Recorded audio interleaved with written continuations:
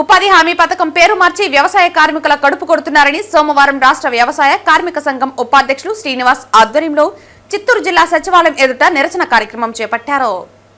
ఉపాధి హామీ పథకం పేరు మార్చి వ్యవసాయ కార్మికుల కడుపు కొడుతున్నారని సోమవారం రాష్ట్ర వ్యవసాయ కార్మిక సంఘం ఉపాధ్యక్షులు శ్రీనివాస్ ఆధ్వర్యంలో చిత్తూరు జిల్లా సచివాలయం ఎదుట నిరసన కార్యక్రమం చేపట్టారు. ఈ సందర్భంగా వారు మాట్లాడుతూ పేదలు వ్యవసాయం చేసుకుంటున్న భూములకు పట్టాలు ఇవ్వాలంటూ అదేవిధంగా పొలం నమోదు చేసుకోవాలని డిమాండ్ చేస్తూ జిల్లా అధికారులకు ప్రజా ఫిర్యాదుల పరిష్కార వేదికలో వినతి పత్రం సమర్పించారు. ఈరోజు దేశవ్యాప్తంగా వ్యవసాయం గిట్టుబాటు కాక ప్రజలందరూ కూడా ఇతర ప్రాంతాలకి వలస వెళ్లిపోవడాన్ని నివారించాలనే ఉద్దేశంతో వామపక్షాల సహకారంతో 2005లో వచ్చినటువంటి గ్రామీణ ఉపాధి హామీ చట్టం పేదల్ని అభివృద్ధి చేయడంలో కీలకంగా వ్యవహరించింది. అంతేకాదు వలసలు నివారించడంతో పాటుగా చిన్నకారు రైతులందరూ కూడా తమ భూముల్ని అభివృద్ధి చేసుకోవడం కోసం, ఆ భూముల్లో రకరకాలైనటువంటి వాణిజ్య పంటల్ని అభివృద్ధి చేసుకోవడం కోసం ఈ ఉపాధి హామీ చట్టం బ్రహ్మాండంగా ఉపయోగపడింది అనేటటువంటి విషయం ప్రభుత్వ అధికారిక లెక్కలే తేటతెల్లం చేస్తా ఉన్నాయి. అయితే అంతేకాకుండా భూస్వాములను ఎదిరించి కూలీలను బేరసారం ఆడేటటువంటి హక్కును కూడా పొందారు అంటే ఇది గ్రామీణ ఉపాధి హామీ చట్టం ఫలితంగానే. మహిళలకి పురుషులకి వ్యత్యాసం లేకుండా కూలీలు కూడా సమానంగా అందించేటటువంటిది ఉపాధి హామీ చట్టం.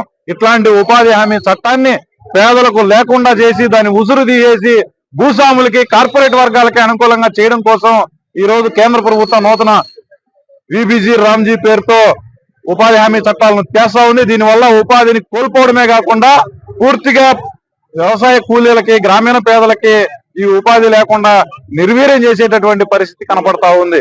కలెక్టర్ నోటిఫై చేస్తే తప్ప పనులు కల్పించలేనటువంటి స్థితిని ఈ చట్టంలో రూపొందించారు.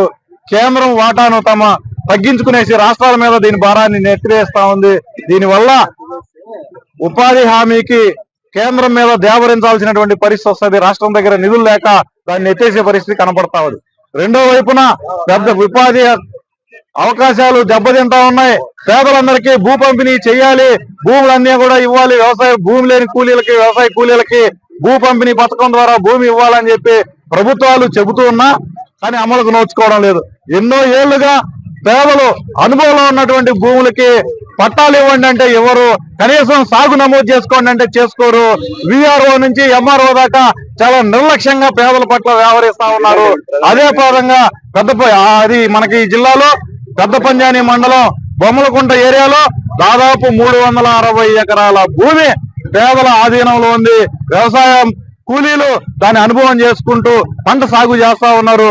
కానీ ఇప్పటికీ సాగు నమోదు చేసుకో ఫలితంగా వాళ్ళకి విత్తనాలు సబ్సిడీ రావడం లేదు, ప్రభుత్వ సంక్షేమ పథకాలు ఏవి అమలం కావడం లేదు.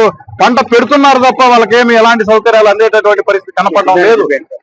అందువల్ల ఈ సాగులో ఉన్నటువంటి భూములకి వెంటనే సాగు పట్టాలు మంజూరు చేయాలి, పంటను నమోదు చేసుకోవాలి, ప్రభుత్వ సంక్షేమ పథకాలన్నీ కూడా అమలు చేయాలని చెప్పి ఆంధ్రప్రదేశ్ వ్యవసాయ కార్మిక సంఘం తరఫున డిమాండ్ చేస్తున్నాం. వెంటనే ఉపాధి ఉసురు తీస్తున్నటువంటి విబిజి రామ్జీ చట్టాలని రద్దు చేసి మహాత్మా గాంధీ ఉపాధి హామీ చట్టాలని కొనసాగించాలని చెప్పి డిమాండ్ చేస్తా ఉన్నాం.